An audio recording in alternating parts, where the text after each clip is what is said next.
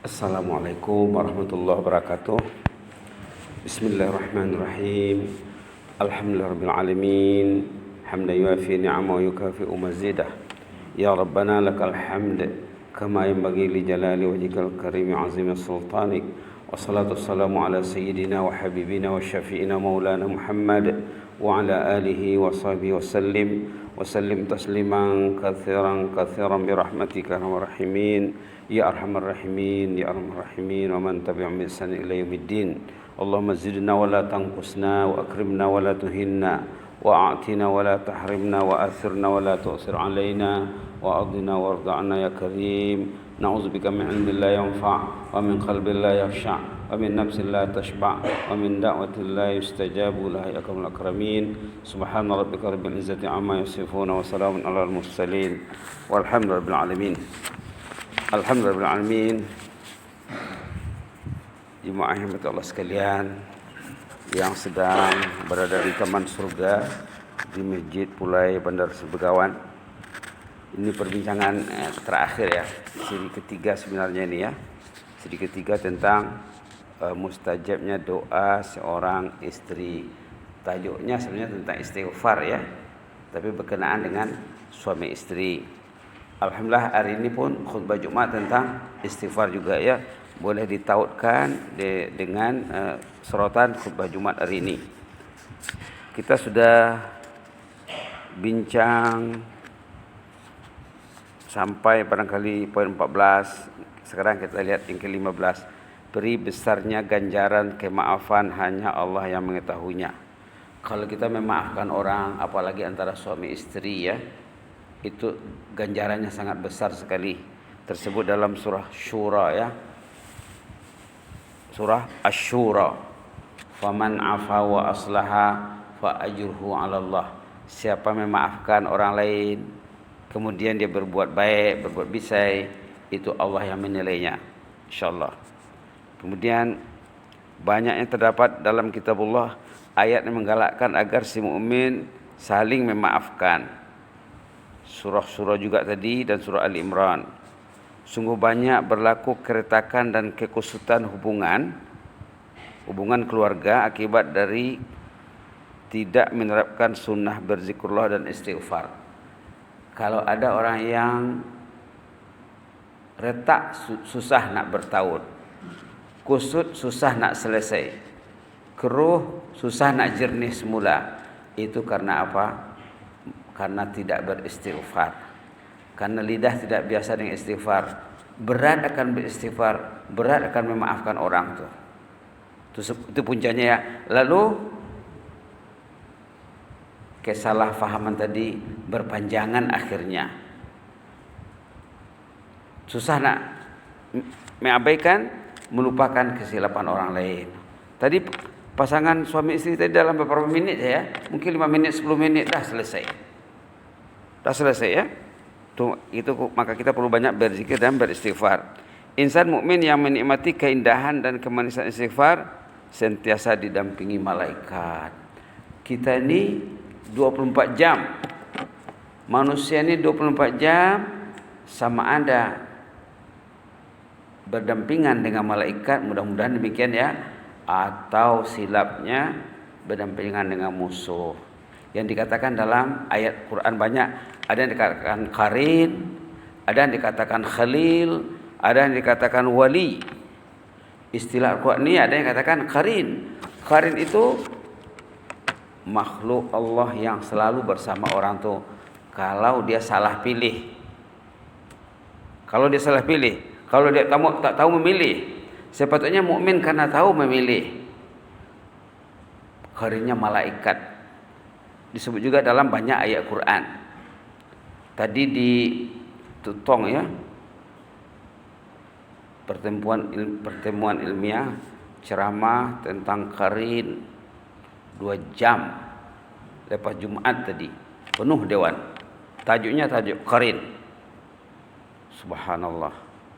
Subhanallah. Qarin ini asal maknanya pendamping, teman setia. Subhanallah. Orang tu kalau dia tak tahu, jangan-jangan dia berdangan dengan musuh. Dia tak tahu. Dia tak tahu macam mana nak terhindar dari gangguan musuh. Ini ayat yang dibaca dalam rakaat kedua tadi, surah An-Nas, surah khas dalam Al-Quran tentang bahaya musuh qarin. Tapi dalam surah An-Nas dikatakan khannas. Dia sama tuh.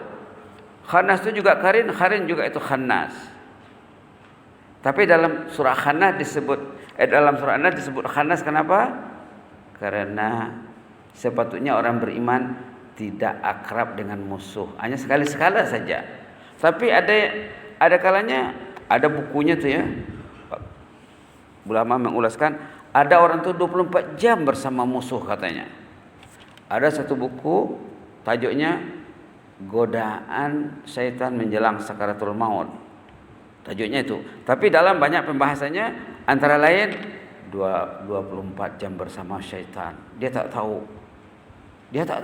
Kalau dia tahu, siapa yang mau berdangan dengan musuh? Tak ada yang mau. Tapi dia tak tahu. Kenapa? Kurang bekalan ilmu. Maka kita diseru dalam surah An-Nas, qul a'udzu birabbin nas. Mintalah, doalah, a'udzu birabbin nas. Lindungilah aku ya Allah.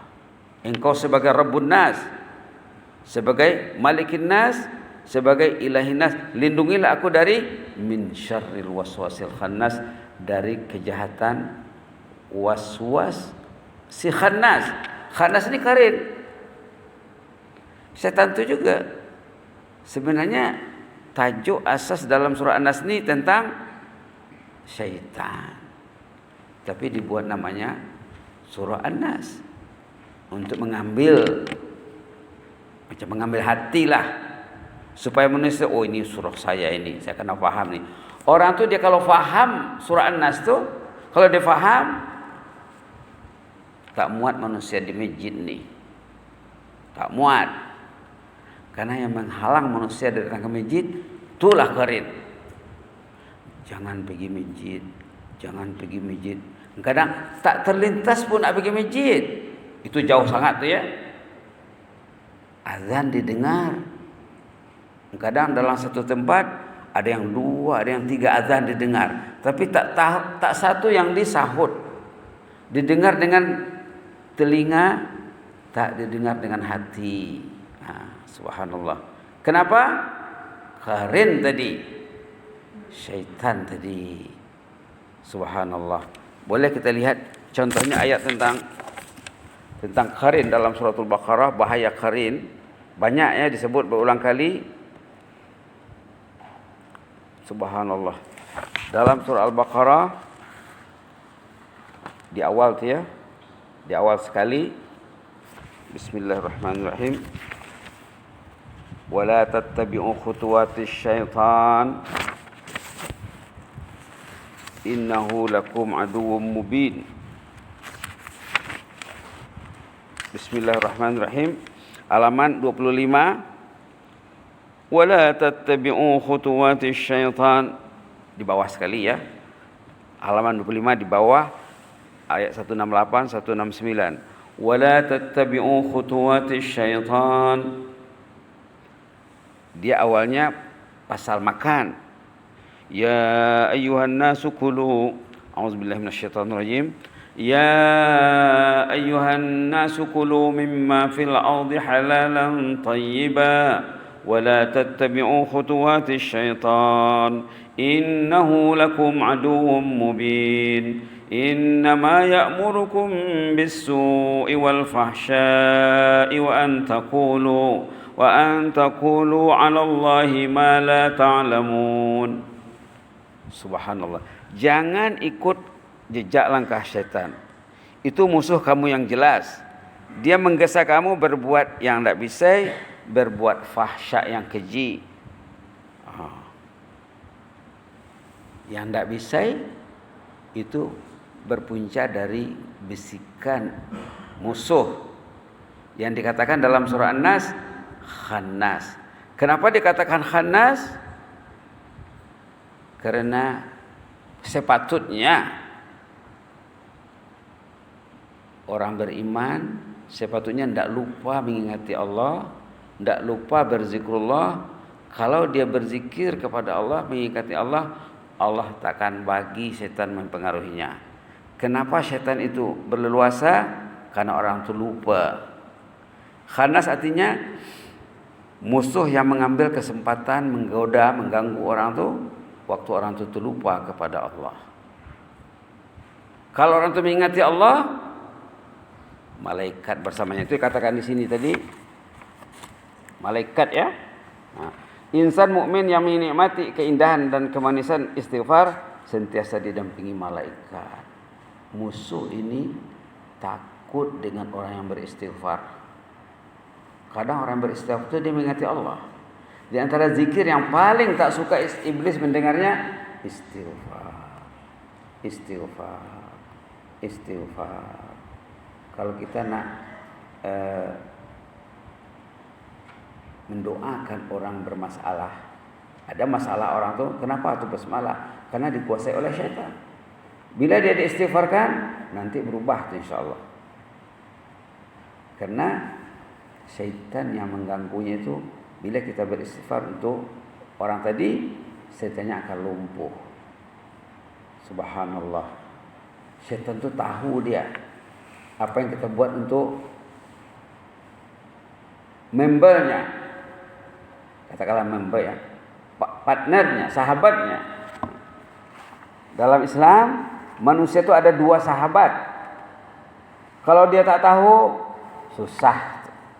Manusia ada 2 sahabat, partner, qarin.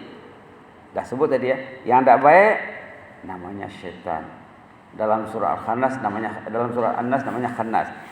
Partner yang baik, qarin yang baik namanya malaikat. Qarin malaikat ini disebut qarin, disebut juga wali. Disebut juga wali. Ini istilah Al-Quran ya. Istilah Al-Quran ini istilah-istilah yang terdapat dalam beberapa ayat Al-Quran. Jadi orang yang rajin beristighfar dia akan didampingi malaikat. InsyaAllah. InsyaAllah. Kalau dia didampingi malaikat, malaikat galak dengan dia, segan dengan dia. Tapi malaikat itu tetap incas bertugas untuk dia, tapi tidak berani mendekat. Dalam hadis dikatakan, termasuk yang disanjung di dalam hadis, sahabat kenamaan Umar bin Khattab radhiyallahu anhu. Kata Rasulullah SAW, Umar bila dia lalu dekat lorong di sini, syaitan lu jauh-jauh di sana, tidak berani menghampiri Umar. Sebut dalam hadis ya, Umar sahabat Nabi yang paling disegani oleh syaitan iblis. Kalau Umar berjalan di sini katanya, syaitan tu jauh-jauh sana, tengok-tengok dari jauh saja. Setiap orang ada syaitan. Ada malaikat. Ada orang yang akrab dengan malaikat, maka ringan berbuat taat. Nak ke masjid mudah sekali. Peruntukan masa besar untuk ke masjid. Orang yang dihalangi oleh syaitan iblis ke masjid susah nak, inilah banyak macam alasannya. Urusan hidupnya tidak diurus Allah. Nah, bila orang itu dengan setan iblis, Allah biarkan dia.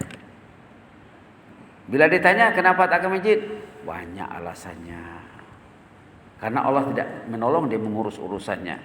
Tapi bila Allah menolong dia mengurus urusannya, semuanya mudah.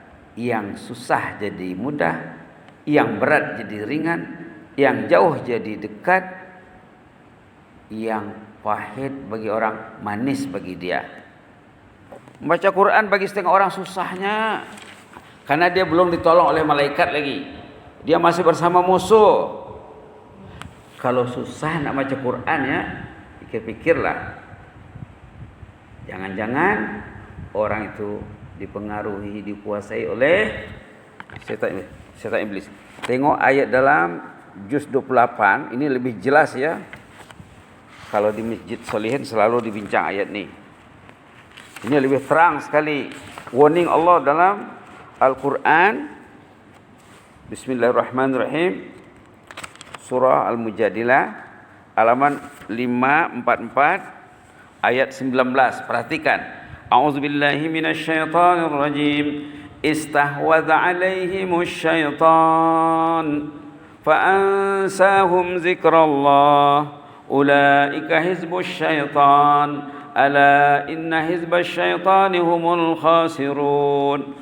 Orang itu dikontrol oleh syaitan. Syaitan yang kontrol dia. Apa buktinya? Fa'ansahum zikrallah. Syaitan bagi dia lupa berzikir. Istighfar tak ada, tasbih tak ada, salawat tak ada.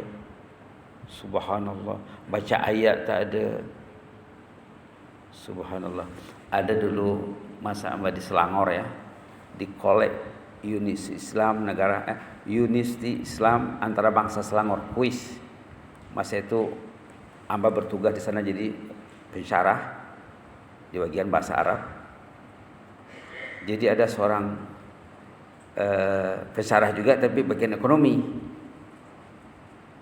Dia coba mendekati Pak. Dia tanya apa? Ustaz katanya, apa buku Ustaz baru terbit? Oh, sebenarnya Amba tidak kenal orang ini. Tapi tahu Amba ini orang tuh pensyarah di sana bagian ekonomi tapi tidak kenal namanya. Tidak tahu namanya. Apa buku Ustaz baru terbit katanya waktu itu. Kebetulan buku yang baru terbit waktu itu namanya Kesan Dosa Dalam Hidup. Kesan Dosa Dalam Hidup. Kalau tengok di internet ada nanti Kesan Dosa Dalam Hidup. Apa maksudnya kan? Amba tanya, Encik tinggal di mana? Tinggal di Kuala Lumpur katanya, di namanya Taman Melati. Tidak jauh dari Unisi Islam Antarabangsa UIAM. Dari tempat kerja ke rumahnya kalau naik kereta lebih sejam. Tapi dia naik motor kurang dari sejam. Dia tanya, apa buku baru terbit? Amba cakap buku Kesan Dosa Dalam Hidup. Apa maksudnya Ustaz? Kalau orang tu pergi kerja sejam, balik sejam, 2 jam satu hari di jalan. Di Malaysia karena lebih ya. Tidak ada membaca, tidak ada berzikir. Itu disekat oleh dosa. Kesan dosa dalam hidup menghalang orang itu berzikir. Wah, terasa sama dia. Saya lah itu kata orangnya. Jadi macam mana nak buat Ustaz? Nah, dia bertanya, apa solusinya? Masa itu bulan Ramadan. Amba cakap, senang, very easy. Nanti kalau encik balik kerja, coba amalkan baca suratul Ikhlas dari pejabat sampai ke rumah. Iblis takut tuh. Iblis takut orang yang baca-baca. Dia amalkan sejam, hampir sejam lah. Dari pejabat ke rumah, naik motor, qul huwallahu ahad Allahu samad lam yalid wa lam yulad wa lam yakul lahu kufuwan ahad. Qul huwallahu ahad Allahu samad lam yalid wa lam yulad wa lam yakul lahu kufuwan ahad. Qul huwallahu ahad Allahu samad lam yalid wa lam yulad wa lam yakul lahu kufuwan ahad. Sampai di rumah. Besoknya bertanya macam mana? Subhanallah katanya. Sampai di rumah tak ada penat, tak ada haus, tak ada stres, tak ada ngantuk. Biasanya macam mana? Bulan Ramadan balik kerja sampai di rumah mungkin sejam setengah jam lagi kan sungkai Pak. Biasanya macam mana? Sampai di rumah kata terus melimpang, tak bermaya, haus, ngantuk, penat, stres. Ini macam tak puasa, macam tak kerja, macam baru bangun. Subhanallah. Subhanallah. Karena orang itu sepanjang dia berjalan, sepanjang dia berzikir, malaikat mendampinginya. Nur zikir, nur kalamullah menerangi hatinya. Dosanya hanyut. Sebanyak orang berzikir, dosanya hanyut. Ditolak ikut kadar dan kualiti zikirnya tadi. Bila lupa berzikir inilah istahwaza alaihimus syaitan, orang itu dikawal oleh syaitan, fa ansahum zikrullah, syaitan menjadi orang itu lupa berzikir. Terang dalam ayat ini ya. Kalau tak sempat buka Quran di sini nanti di rumah buka lah halaman 544 ayat 19 surah Al-Mujadilah. Fa ansahum zikrullah. Syaitan menjadikan orang itu lupa berzikir karena syaitan dah monitor tadi. Syaitan dah menguasai orang tadi. Lalu apa? Ulaika hizbus syaitan. Status orang tu geng syaitan. Ini kalamullah ya. Jadi manusia ini ada yang geng syaitan, ada yang geng malaikat. Subhanallah. Lalu apa hasilnya? Ala inna hizbas syaitani humul khasirun. Geng syaitan itu hidupnya merugi. Coba ya, bagi yang mengantar anak ke sekolah hari-hari, berapa menit pergi sekolah? Pagi, tengah hari ambil. Antar ambil. Berapa menit di atas kereta satu hari? Berapa hari seminggu? Berapa anak yang sudah diantar ke sekolah? Kadang-kadang hamba dengar bukan anak saja, giliran cucu pun datuk neneknya juga yang ngantar. Subhanallah. Sepanjang perjalanan pergi dan balik, coba kira ya, berapa? Subhanallah. Ala inna hizbas syaitani humul khasirun. Orang itu rugi karena tidak diisi masa dengan zikir. Si Abdul Zikir dalam sorotan kita sini istighfar tadi ya.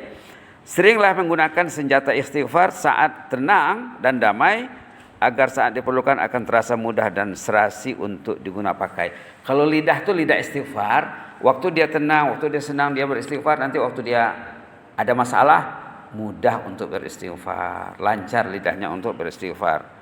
Istighfar sesudah keretakan bermakna ketaatan mengiringi kedosaan. Kalau ada perselisihan kemudian kita doakan orang itu, maknanya masalah akan selesai. Keretakan yang dibiarkan bermakna kedosaan dan akan beranak dan berlanjut. Kalau ada perselisihan, ketegangan, kekeruhan, keretakan dibiarkan, dia akan berlanjut dan akan bertambah. Tidak boleh ya, tidak boleh dibiarkan berlanjut. Wajib ukurnya apa tuh? Taubat dari kesalahan dengan segera. Wajib segera. Rebutlah ganjaran besar dari kemanisan ketaatan dan istighfar. Marilah menyingkap keindahan istighfar di dalam Quran dan hadis. Di belakang ada contohnya ya. Selesaikanlah permasalahan Anda dengan segera, jangan dibawa ke negeri pembalasan. Kalau ada masalah dengan orang, dengan keluarga, cepat-cepat diselesaikan. Kalau tidak nanti di hari pembalasan bebangkit nanti. Bebangkit tuh. Keunikan lembaran hidup mukmin karena Allah mentadbir kehidupan mereka. Dalam kisah tadi, suami istri mudah selesai masalahnya dengan istighfar. Karena apa? Karena kehidupannya diurus Allah. Diurus Allah. Allah mentadbir kehidupannya.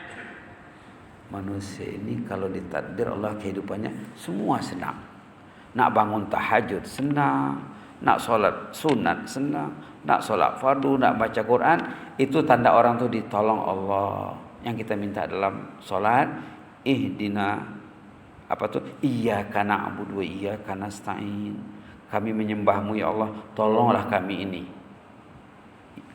Ini juga yang dibaca dalam zikir lepas salat, Allahumma inna ala zikrika wa syukrika wa husni ibadatik. Indahnya akhlak pasangan mukmin. Iman membawa berkat. Kita lihat di belakang ini pesan ahli hikmah tentang istighfar. Ini memang sesuai dengan khutbah Jumat hari ini ya. Luqman Al-Hakim rahimahullah berpesan kepada anaknya, biasakanlah lidah Anda membaca Allahumma ufirli. Karena Allah memiliki masa atau saat mustajab tertentu. Pada waktu mustajab ini Allah tidak akan menolak sebarang doa dan permintaan si hamba. Biasakan baca Allah maghfirli, Allah maghfirli, Rabbi ghfirli, Rabbi ghfirli. Ataupun yang disyorkan juga dalam khutbah Jumat hari ini, Allahumma anta rabbi la ilaha illa anta khalaqtani wa ana 'abduk wa ana 'ala 'ahdika wa 'adika mastata'tu a'udzubika min syarri ma sana'tu. Abu laka bi ni'matika 'alayya wa abu bi dzambi faghfirli fa innahu la yaghfiru dzunuba illa anta. Itu panjang ya. Panjang. Paling kurang kalau tidak dibaca semuanya, paling kurang Allahumma anta rabbi la ilaha illa anta khalaqtani wa ana 'abduka wa ana 'ala 'ahdika wa 'adika. Tapi sebenarnya itu sebenarnya mukaddimah itu. Ya intinya faghfirli fa innahu la yaghfiru dzunuba illa ant. Mukaddimahnya panjang. Allahumma anta rabbi la ilaha illa anta khalaqtani wa ana 'abduka wa ana 'ala 'ahdika wa 'adika mastata'tu a'udzubika min syarri ma sana'tu abu'u laka bi ni'matika 'alayya wa abu'u bi dzambi faghfirli. Isinya faghfirli. Mukaddimahnya panjang. Kalau nak pendek di sini ada beberapa pilihan ya. Baik, Aisyah juga pernah berpesan apa katanya? Sangat untung orang yang mendapat istighfar dalam lembaran amal ibadahnya. Kita ini hidup macam buat buku. Kita ini hidup bukan macam buat buku. Hari-hari dia bangun jam berapa? Dia tidur jam berapa? Sebelum tidur buat apa? Bangun tidur buat apa? Sepanjang hari buat apa? Dah tertulis hari ini. Kata Aisyah, kalau dalam hari-hari yang dilalui itu banyak istighfar, nanti dari kiamat bila dicek lembaran hidupnya, lah untunglah ini, untunglah setiap lembar ada istighfar. Subhanallah. Imam Qatadah juga pernah berpesan, Al-Quran membimbing kamu mengenal penyakit dan obatnya juga. Penyakit kamu apa? DOSA namanya. Itulah penyakit. Dan ditambah. Penyakitnya ditambah hari-hari. Ditambahnya. Penyakit bertimbun. Ditimbun lagi. Tidak dicari solusinya. Solusinya apa? Istighfar. Obatnya istighfar. Tidak seimbang. Proses menambah dosa dengan proses memadam dosa. Subhanallah. Imam Hasan Basri juga pernah berpesan, apa katanya? Kamu hendaklah memperbanyak istighfar semasa berada di rumah. 1. Menghadapi hidangan. Nak makan dengan anak istri, ayo beristighfar dulu. Kata Imam Hasan Basri. Saat dalam perjalanan, pergi ke pejabat, balik dari pejabat, antar anak, ambil anak, antar istri, ambil istri, pergi ke klinik, balik klinik, pergi ke tamu, banyakkan istighfar. Di pasar, malah semasa berada dalam majlis. Apa alasannya? Karena kamu tidak tahu bila saatnya Allah memberi keampunan. Maka banyakkanlah istighfar. Imam Muzani berkata, amal anak Adam tiap hari diangkat ke langit. Jika terdapat di dalamnya istighfar, lembaran amal akan kelihatan putih bersih. Kalau tidak ada istighfar, akan kelihatan hitam. Ini cerita iblis pula. Iblis laknatullah, apa dia cakap? Saya memusnahkan umat manusia dengan dosa. Memusnahkan umat manusia dengan dosa. Sebaliknya mereka membinasakan aku dengan la ilaha illallah dan istighfar. Zikir yang paling tak suka iblis, la ilaha illallah, la ilaha illallah, la ilaha illallah dan istighfar. Namun dalam pada itu katanya, saya binasakan lagi mereka itu dengan memperdayanya dengan hawa nafsu.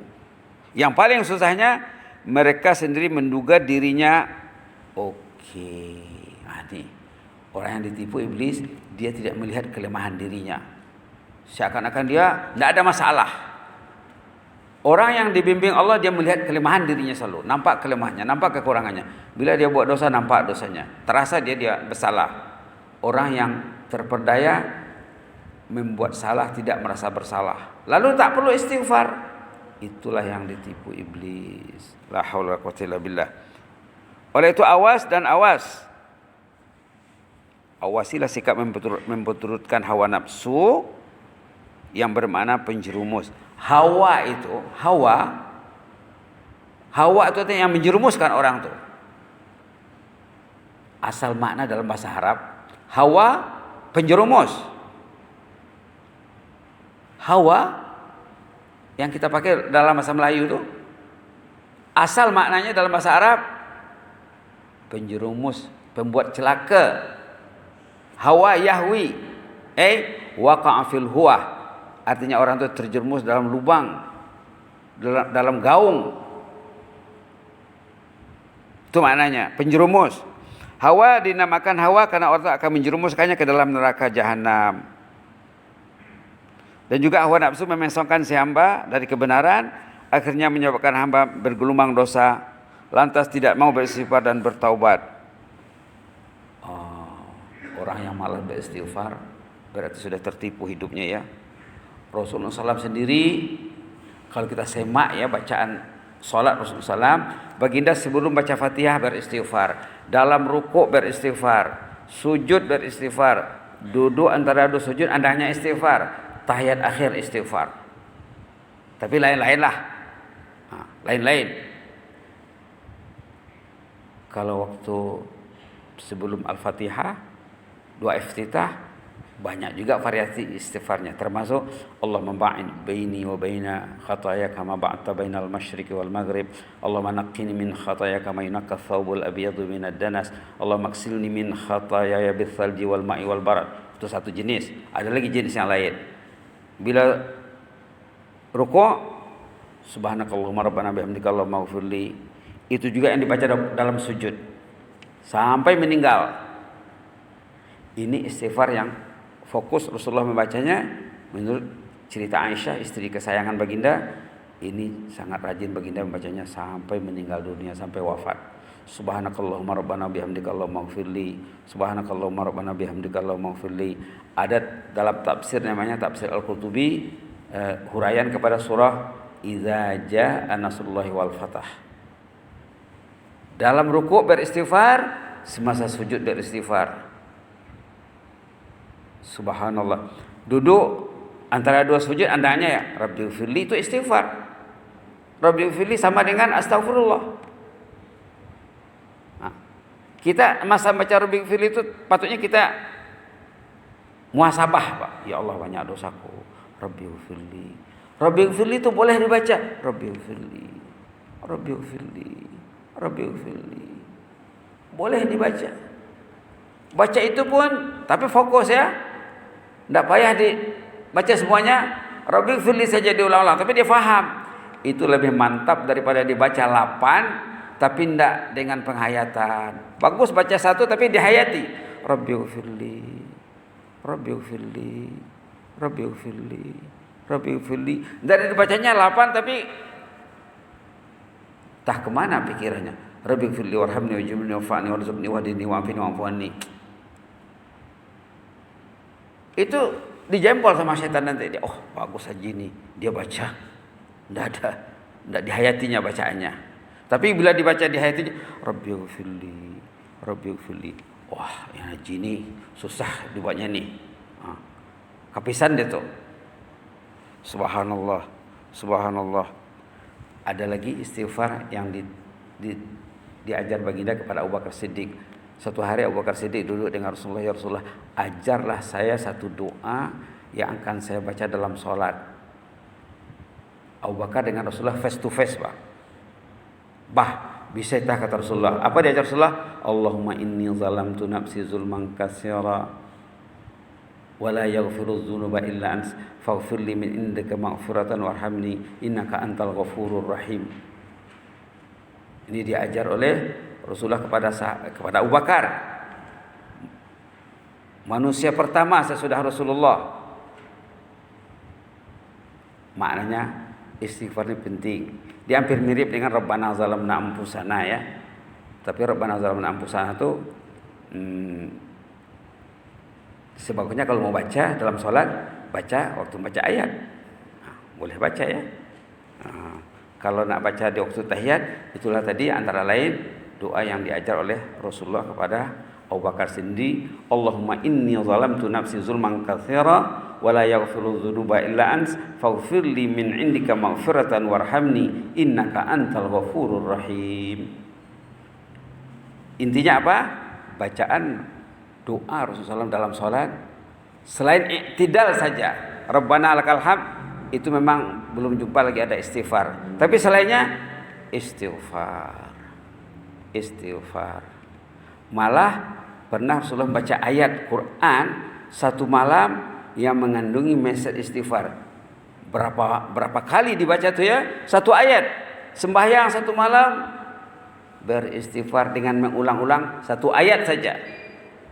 Dalam surah Al-Maidah. In tu'adzibuhum fa innahum ibaduk wa in taghfir lahum fa innaka antal azizul hakim. Istighfar baginda untuk mendoakan umat, bukan untuk dirinya, untuk umat ya. Mudah-mudahan Allah memberi kita rahmat. Ayat 118 surah Al-Maidah. Begitulah ya. Mudah-mudahan Allah mendengar doa kita. Aqulu qouli hadza wa astaghfirullah li wa lakum. Allahumma ighfir lana warhamna wa tub 'alaina innaka antat tawwabur rahim. Ghufranaka rabbana wa ilaikal masir. Ghufranaka rabbana wa ilaikal masir. Allahumma inna nas'alukal huda wat tuqa wal afafa wal ghina. Amin rabbal alamin. Subhana rabbika rabbil izzati amma yasifun wa salamun alal mursalin walhamdulillahi rabbil alamin. Ayat 118 tadi ya, doa istighfar yang dibaca Rasulullah satu malam. Surah Al-Maidah halaman 127. Mudah-mudahan bermanfaat ya. Jazakumullah khairan. Inni uhibbukum fillah.